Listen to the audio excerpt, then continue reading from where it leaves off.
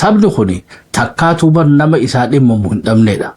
Ammoo nama isaa dhimmamu kana nama isaa dubbatu kana nama isaa falmatu kana ammoo dhimman qabuufi jechuudha. Waan nama ajaa'ibsiisu bakka ibargaa keessaa'uu ammaa bakka dhuga durii miti.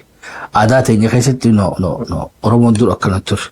Eega gabrummaadhaan cabne booda Taaddasaa Birruutiis beektee ilmaan isaa irra namni quba qabu hin jiru jechuudha.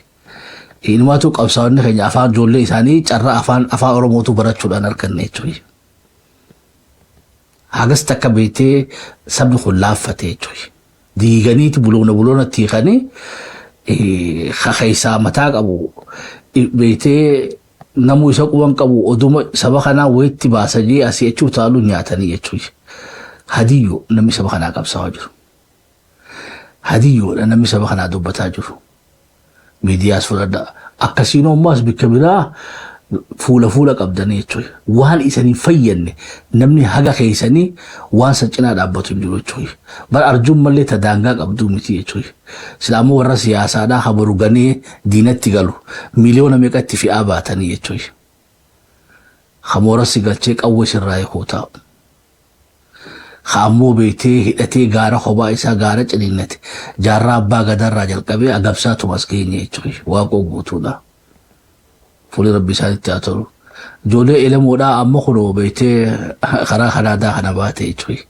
Amata 40 meeqa namni ijoollee elemoo qilxuudhaa quba qabu hin jiru. Ijoolleen isaa afaan hin beektu jechuudha. Nama saba kanaaf beektee Oromoo nu godhe jechuudha. Ijoolleen isaa immoo Oromoo ta'uu hin dandeenyeef. Ilmaan jiraata Taaddasaa Birruudhaa afaan Oromoodhaan beekan. Gagaraa isan balleessuun fadhu jechuudha. Hedduu isaaniillee maqaa isaanii dha'uu numaan danda'a jechuudha. Sungaa warra nu duraati. Dhaloonni irraa ammoo tana hundarraa baratee dubbii Khadiir Martuudhaa ammoo xiiqiidhaan jala deemachuu qabnaadha. Qaanii. Warri nu duraa warri jaarraa agabse. Warri Jeneraal Taaddasaa Birruudhaa agabse Maammoo Muzammil Hagarii Tulluudhaa badhiira jajjabduu san hundaa'uu diinni akka laayyoo qabatee akka nyaatu hasham akka godhan wanni goone hadiyyoo gooneeti bara odoo of keessatti qabne Jeneraal Taaddasaa Birruudhaa lubbuun jira jechuudha. Bar namni keenya ka Oromoo qabsaa'u hoggaa mootummatti kee bikkatti dhokatu illee hin qabu jechuudha. Bar Jeneraal Taaddasaa Birruudhaas way fagoo dhaquu danda'e jechuudha. Maammoo Muzammilis Hagarii Tulluutiis eessa dhaqaa jechuudha. Bikkuma inni itti dhaqee saba kana keessa dhokatu qabaa jechuudha. Gaa artistoonni keenya illee warri nu duraa warri miidhame beektee hedduu jira jechuudha. Abdii Maammadis Abdii Adam akkasuma kutee jechuudha. Abdii Shuunarraa hospitaala jiraadha. Khadiir Martuutoo maalirra jiraanis gaa waaliif dandeesse jechuudha. Keessaa'uu dubbii Khadiir tana waan addaatii jechuudha. Maaliif yoo gaanne tokko inni kun beektee bara jaarraa abbaa gadaasanii miti habarri isaa hon. Bara jaarraa abbaa gadaasanii wallaalaan nu godheellee nu mataatii jechuudha.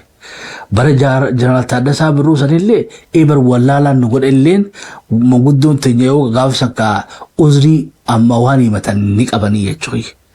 Miidiyaanis hin jiru jechuu danda'a. Boorooluu quban qabnu jechuu danda'a. Hin dhageenyellee jechuu danda'a jechuudha. Adeerota Khadiir ammoo maalti himachuu dandeenya jechuudha. Sababa dhiiroo qabdi Oromoon. Kanaafuu ilmaan ayyaa dubbii Khadiir tana akka laaftutti hin fudhatina. Bataa caaluutu ajjeechaa isaa harka keessaa qabnaadha.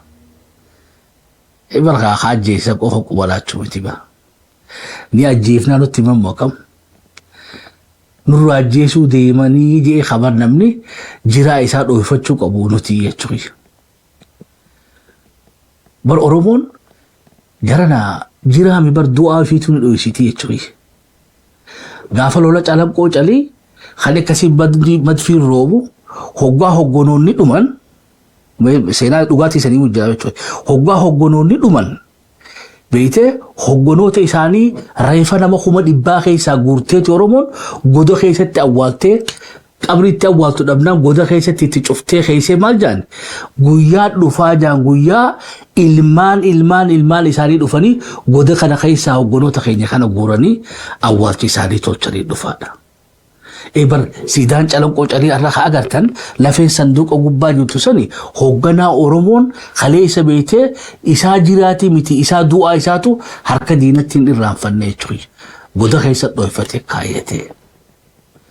Iba silaa dhiira akka beekee Khadiir dhiira akka beekee Hacaaluudha.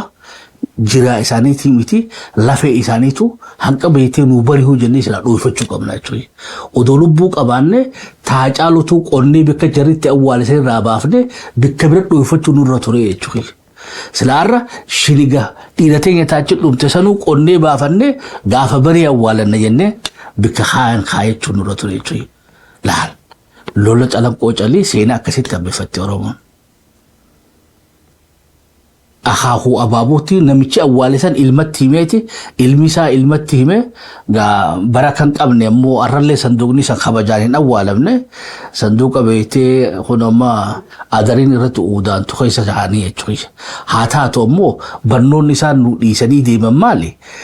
Jiraa fi halubbuun jiruu miti jechuudha. Hoogganaa fi halubbuun jiruu miti du'aa isaatu dhoofachuu qabdaaf dhoofachuu qabda. If duuba haayuu qabda jechuudha. Beektaa takka kana hanna dubbitti eessanii galte.